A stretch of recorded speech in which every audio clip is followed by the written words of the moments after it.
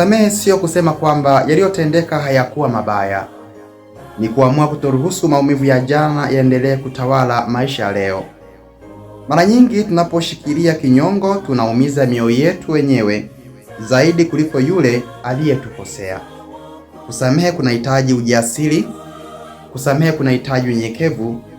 Kusamehe kunahitaji moyo wa upendo. Ni hatua ya kuachilia hasira. Ni hatua ya kuachilia chuki. Ni hatua ya kuachilia tamaa ya kulipiza kisasi, ingawa kumbukumbu zinaweza kubaki. Kusamehe hutupa nafasi ya kuanza upya na kuishi kwa amani. Kumbuka kwamba hakuna aliye mkamilifu. Sote hukosea na sote tunahitaji kusamehewa wakati fulani. Moyo unaojifunza kusamehe huwa huru.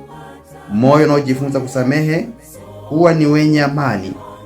Moyo unaojifunza kusamehe huwa ni wenye uwezo wa kupenda kwa dhati.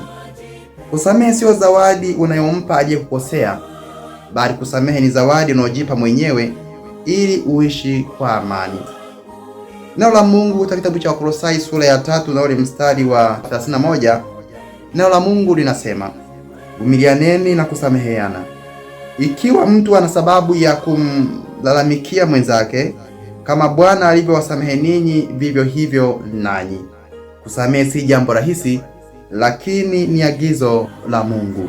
Wanisikia ahadi moja ya neno lake, maisha yamesonga.